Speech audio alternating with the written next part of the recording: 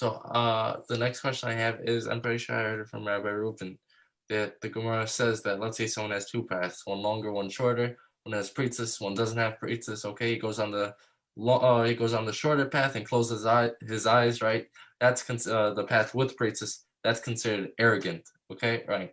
So my question. No, it's, they call him a Rasha. So why call him Rasha? He closed his eyes because he put himself in a dangerous situation.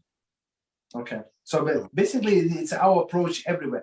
Don't put yourself in a dangerous situation. Maybe you feel strong, I feel confident. How do you know?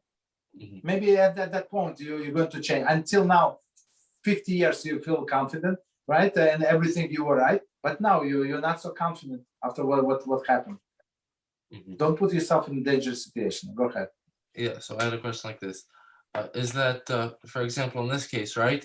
He just has to stop doing what he has.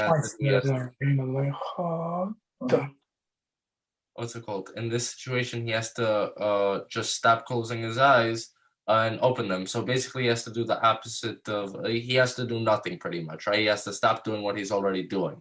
Yes. But in another case, he has to actually do something. So I'll give you two examples, and you tell me which one and what the Gemara is talking about falls into. Okay. The first situation is, let's say I have a phone, right? Then I don't have a filter, okay? And I decide, okay, I could go on Safari, but I don't go on Safari. Okay, that's the first situation, right?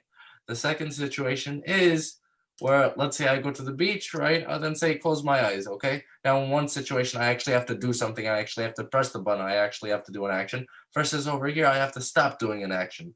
Do both of these examples fall into the category of what the Gemara is talking about? Yes. Mm-hmm. Okay. I mean, the different scenario, but the essence is the same. Yeah.